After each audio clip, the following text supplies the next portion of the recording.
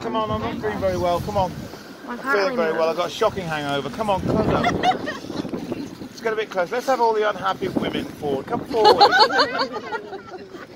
I can smell expensive perfume and barbecued sauce. Are there any Americans here? Okay. Anyone here from Canada? No Canadians? No? Anyone from Europe?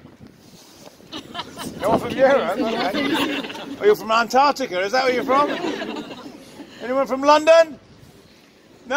All right, we'll just keep going then. Anyone from Peru? Mexico, close enough. Anyone else from Mexico? Nicaragua. Oh God, now we're getting really niche market we've got going on. Where are you from? Australia, never heard of it. Right, it doesn't matter where you're from, you're most welcome here to Her Majesty's Royal Palace and Fortress, the Tower of London. My name is Mark. Good morning, ladies and gentlemen. Good morning. Now for the next 5 hours, I'm going to be your guide. I'm going to take you on a tour of the tower, point out some historic buildings and tell you stories relating to them, okay? Stories, ladies and gentlemen, and not necessarily the truth. I don't want any of you coming up to me later on going, oh, I think you'll find that was a Duke of Norfolk. Because I think you'll find I don't care. Now, our story begins way back in 1066 when William the Duke of Normandy, now known as William the... defeated the Anglo-Saxon King Harold at the Battle of... Yeah, not quite so many of you joined in on that one. Someone very proudly shouted Waterloo yesterday. Anyone from France? Good. William was crowned King William I on Christmas Day of that year, but he had to continue to fight his Saxon subjects who did not take kindly to Norman domination.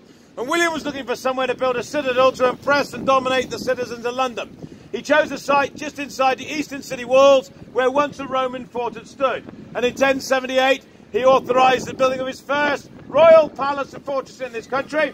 Today we refer to it as the White Tower, and it's over there behind those buildings. Don't bother looking, it's behind those buildings. Over the next 200 years, successive monarchs continued to add to the tower's defences. The inner ballium, or defensive wall, containing 13 smaller towers, was constructed in around 1220. In 1280, King Edward I held a meeting with all his knights and his barons, and he said, we're going to build a wall.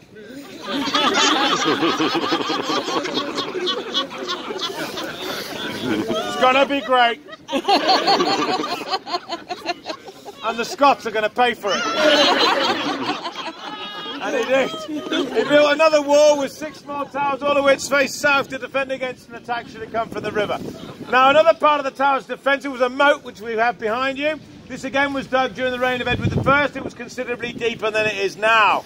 It was designed to make use of the tidal flow of the River Thames. For twice a day at high tide, the river would flow in and around the moat and flush it clean. Does that sound like a good idea? Yeah, well, it didn't work. Over time, all the rubbish, raw human sewage, dead animals, dead tourists, would float downstream into our moat and sink to the bottom. Over time, we successfully created the largest cesspit in Europe. This situation continued for a period of 500 years. Imagine what it must have smelt like on a warm summer's day. It was the best line of defence we ever had. In 1843, it got so bad, we had to fill it up with sand and shingle to the level we're standing at now. So, as I said earlier, this was the first royal palace and fortress of its kind to be built by the Normans in this country. But over the years, it's been employed in many other ways. For example, this is still the place where we keep safe the crown jewels and royal regalia, and has been since 1303. This was the location of the Royal Mint, where all the coins of the British Empire were designed and produced until 1810. British Empire. Yay! Yay. Right.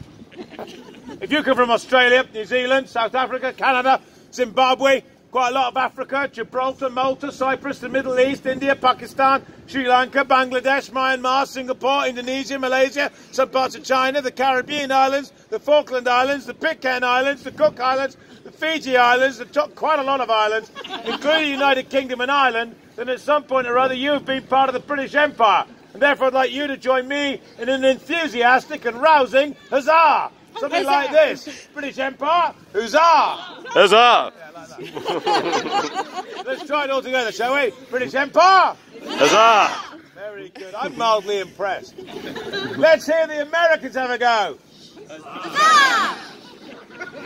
Rubbish.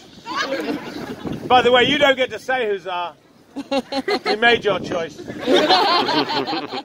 However, we have been getting on quite well recently, so I'm willing to give you a yeehaw. You can have a yeehaw. So let's try it again. Everyone who's not an American, British Empire! Huzzah! America! Yeehaw! There you go. That's why you'll never have an empire.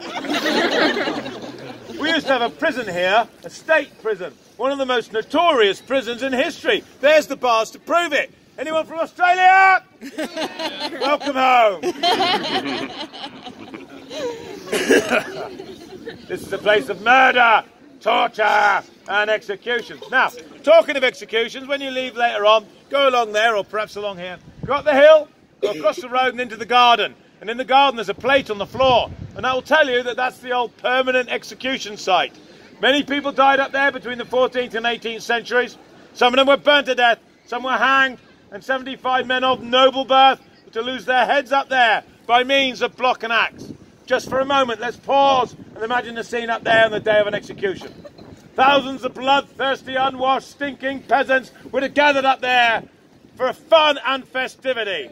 Yes, fun. They'd have brought the children, grandma, and a picnic basket. They'd be watching the jugglers, the fire eaters, the dancing bears, the men on stilts.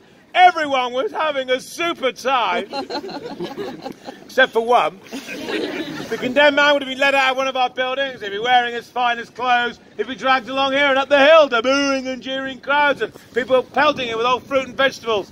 When he gets to the top, he's got to climb the big wooden steps. And at the top of those steps, he's met by a giant of a man dressed all in black leather. Calm down, madam. It's not what you think.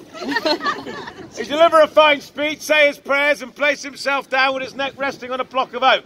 He'd give a word or a signal. The executioner bend down, pick up the heavy, clumsy axe, raise it aloft, and bring it crashing down through that poor, unfortunate soul's neck. There'd be an ooh from the crowd. There'd be a gush of blood.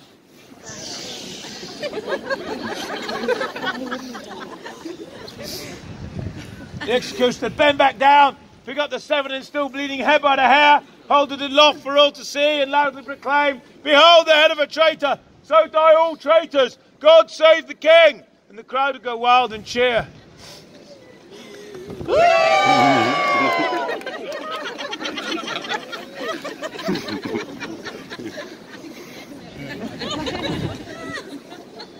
And the crowd would go wild and cheer! Buy a ticket! The head would be impaled on a pike and carried from the streets of London to London Bridge, which in those days was the only bridge across the River Thames. The head would then be left displayed upon the gateway entrance, a sign of the fate that would await all would-be traitors. Meanwhile, the headless corpse would be taken down, placed into a small hand cart, and brought back into the tower. He would trundle through the archways and up to the Chapel Royal, where he'd be quickly buried inside the chapel in an unmarked grave. And we're going to follow the route of that blood-soaked cart and walk in the footsteps of people who've changed the world. People like King Henry VIII, people like Queen Anne Boleyn, people like Sir Walter Raleigh.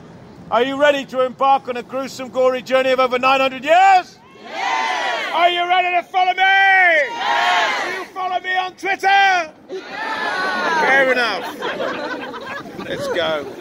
Let's get this over with.